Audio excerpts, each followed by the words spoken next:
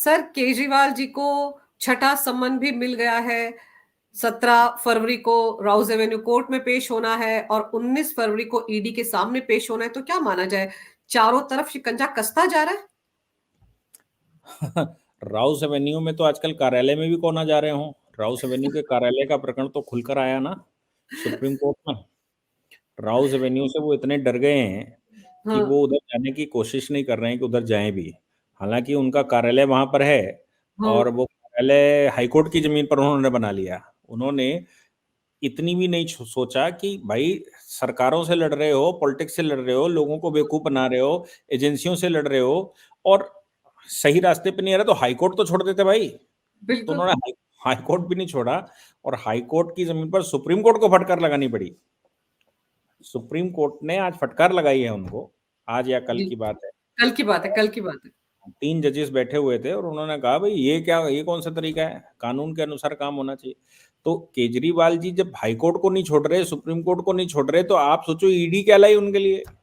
तो इसलिए इसलिए उन्होंने तो तय कर लिया है। आपको याद है कि जिस समय वो आंदोलन कर रहे थे उस समय इंडिया कह रहे अगेंस्ट थे, करप्शन। हाँ कह रहे थे बिजली के खंभे पर चढ़कर अपनी लाइन जोड़ लो हाँ। और वहां से लाइन काट जोड़ लो और मीटर काट के फेंक दो। आप बताओ, जो व्यक्ति देश में पॉलिटिक्स करना चाहता है और वो ये कहे कि मीटर से लाइन काट कर डायरेक्ट लाइन जोड़ दो और मैं साथ में हूं, हम्म। जिसकी शुरुआत इलीगल से हो रही हो, उससे आप उम्मीद कर सकते हैं कि वो लीगल काम करेगा और वो आपकी मतलब कानूनन काम करेगा। दूसरी बात जो बारंबार हो रही है वो ये है कि सुप्रीम कोर्ट में जिस समय वो 330 करोड़ वाला चक्कर पकड़ा गया, उसके बाद उनको लगा था, उससे पहले उनको लगता था कि नहीं मैं तो, मुझे कुछ नहीं कर सकते क्योंकि मैं तो साइनिंग अथॉरिटी हुई नहीं। हम्म। इसलिए आपको याद होगा जब ईडी ने उनको बुलाया था पीछे, तो वो सीबीआई में चले भी गए थे हाँ। और दिन भर रहे भी थे और उनको ये लगा था कि पब्लिक सपोर्ट करेगी और चारों ओर से घेर लिए जाएंगे। हम्म। वो कुछ हो नहीं पाया। तो पॉलिटिशियंस के दो दांव, वो उनमें एक दांव तो ये रहता है कि जनता मेरे को सपोर्ट करेगी तो फिर मैं कुछ भी कर सकता हूं, हम्म। और दूसरा दांव ये रहता है कि मैं सरकार में हूं और मैं पढ़ा लिखा हूं, आईआरएस हूं, इसलिए हम इनको, इनके हाथ नहीं आएंगे। वो दोनों दांव इनके फेल होते दिखाई पड़ रहे। तो दूसरे वाले में तो वो ईडी या सीबीआई के दफ्तर जाएंगे, वो करेंगे नहीं। हम्म। क्यों नहीं करेंगे? क्योंकि कोई उनका सपोर्ट करने वाला दुनिया में अब है नहीं और जो भीड़ इकट्ठी कर सकते थे वो पहले से जेल में है। संजय सिंह ऑलरेडी हैं, मनीष सिसोदिया, सत्येंद्र जैन और वो सब। और आज जो उनके उनकी पार्टी के मेंबरान हैं, आपको याद होगा जब वो उसमें पिछले वाले सम्मन में, पहले वाले सम्मन में गए थे कि इन्वेस्टिगेशन में सीबीआई वाले में। सीबीआई सीबीआई वाले में। में, तो तय होने लगा था कि मुख्यमंत्री कौन बनेगा, क्योंकि वहां ये हो गया था कि नहीं आज तो लौट के ही नहीं आएंगे। 9.5 घंटे हो गए थे ना। यस, वहां बैठकें हो गई थी और बैठकें ये हो गई थी कि अब तो गिरफ्तार हो गए हैं, अब क्या करना है। तो ये नहीं करना है कि घेर कर निकाल कर लाना है, वहां ये हो रहा था कि मुख्यमंत्री कौन बनेगा, इसकी तैयारी कर लो। तो जिस पार्टी के नेता एक सम्मन पर कोई इन्वेस्टिगेशन में जाता है तो ये तय करना शुरू कर देते हैं मुख्यमंत्री कौन बनेगा, तो आप सोचो उनकी निष्ठा कितनी है। हम्म। वो तो तब तक ही जुड़े हुए हैं जब तक उनको खाने पीने की जुगाड़ ठीक है। जिस दिन अरविंद केजरीवाल उनको लगेंगे कि अब ये गए, तो मुझे उम्मीद पूरी है कि उनकी पत्नी के अलावा कोई जमानत के लिए भी नहीं जाएगा कि कोई जमानत के लिए उनके लिए ताकत लगा ले। वो होने वाला नहीं है। और वो वैसे ही होने वाला है जैसे कि मनीष सिसोदिया के लिए उन्होंने कह दिया था कि यार कुछ काम भी कर लेने तो, कहां तुम सिसोदिया लेकर बैठ गए।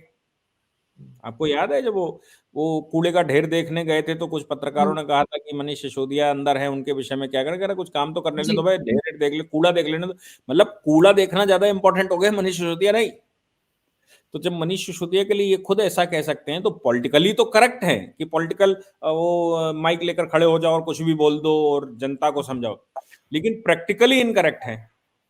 इसलिए इनके साथ भी वैसे ही होने वाला। तो उनको लगता है कि हमको वो गिरफ्तार करें, इससे अच्छा है, मतलब हम ईडी के पास जाकर गिरफ्तार हो जाएं, इससे अच्छा ये है कि वो हमारे पास आए। और हमको गिरफ्तार करने का मतलब है कॉन्स्टिट्यूशनल पोस्ट पर बैठा गिरफ्तार होना, उसकी सिक्योरिटी के साथ कंप्रोमाइज करना, और फिर जो उनके साथ अभी जुड़े हुए लोग हैं उनके सब में भगदड़ मचना, तो वो इससे ज्यादा सेफ है। गिरफ्तारी अगर करती है ईडी तो वो इससे ज्यादा सेफ है कि वो सीट पर जाकर वहां ईडी गिरफ्तार करने जाए, पुलिस लेकर, फोर्स लेकर। इसलिए वो अब इस रास्ते पर आ गए कि साहब हम जाकर, तो गिरफ्तारी अगर होनी है तो हम जाकर तो नहीं देंगे। हमारे अच्छा, घर आए, शीश महल में आए। नहीं, दूसरी बात एक और समझिए ना, मैं अगर सत्य हूं, जी मेरे अंदर सच्चाई है, तो मैं ईडी छोड़ दीजिए, सुप्रीम कोर्ट की बेंच पर जाकर कहूंगा कि बताओ मुझे कर लो गिरफ्तार, भाई मैंने क्या किया है। बिल्कुल। लेकिन जिसके मन में चोर होगा और उसको लगता है कि मुझे तो मालूम है कि परिणति क्या होने वाली है, तो वो फिर बचने का प्रयास करने लगता है। पुलिस का एक फॉर्मूला कि पुलिस आपके घर कुछ पूछताछ करने के लिए जाए और अभियुक्त भागने लगे तो समझ लो गिरफ्तार हो जाएगा, और ये समझ लीजिए कि वो जो है वो अपराधी है। तो यहां से, और ये हम आर्गुमेंट भी करते हैं कोर्ट में कि साहब जब पुलिस इनके दरवाजे पर गई तो ये पीछे वाले रास्ते से भागने लगे और भागते हुए रेलवे स्टेशन पर पकड़े गए। तो भाई क्यों भाग रहे थे? तो बेल जब मांगेगा ना, तो बेल मांगते समय पुलिस ये कहती है कि साहब हमने तो इनको स्टेशन से पकड़ा था, ये पीछे वाले रास्ते से भाग गए थे, हम इनसे बात करने गए थे। इसका मतलब है कि ये अपराधी हैं, इसलिए इनकी बेल डिसमिस कर दी जाए। तो मनी उनको खुद, चूंकि वो आईआरएस हैं और सिस्टम को जानते हैं, इसलिए उनको मालूम है कि मैं दोषी हूं, और अब शिकंजा सही फंस गया है। सही इसलिए फंस गया है क्योंकि पीछे भी मैं कह रहा था कि इसलिए फंस गया है क्योंकि आम आदमी पार्टी पार्टी बन गई है 330 करोड़ में। और आम आदमी पार्टी पार्टी तो भाई निर्जीव होती है, पूछेगा किससे? संयोजक से। और संयोजक कौन है? केजरीवाल। केजरीवाल। तो केजरीवाल के सामने दुविधा ये पड़ गई कि संयोजक ही छोड़ भी नहीं सकते, क्योंकि इतनों को बाहर निकाल चुके हैं, जो संयोजक बन जाए ऐसा ना हो वही खेल कर दे। बिल्कुल। और संयोजक रहते हुए तो पार्टी की जिम्मेदारी ऊपर है, तो पंजाब का चुनाव, हरियाणा का चुनाव, या वो हिमाचल का चुनाव, गोवा का चुनाव, गुजरात का चुनाव, इन चुनावों में वो पैसा खर्च हुआ तो हिसाब मांगा जाएगा। अब हिसाब देंगे कैसे? तो उनके लिए जो सबसे सूटेबल है वो ये भागना इन परिस्थितियों में। तो वो जान रहे हैं कि भागने से ही कुछ बचाव हो सकता है, तो भाग रहे हैं।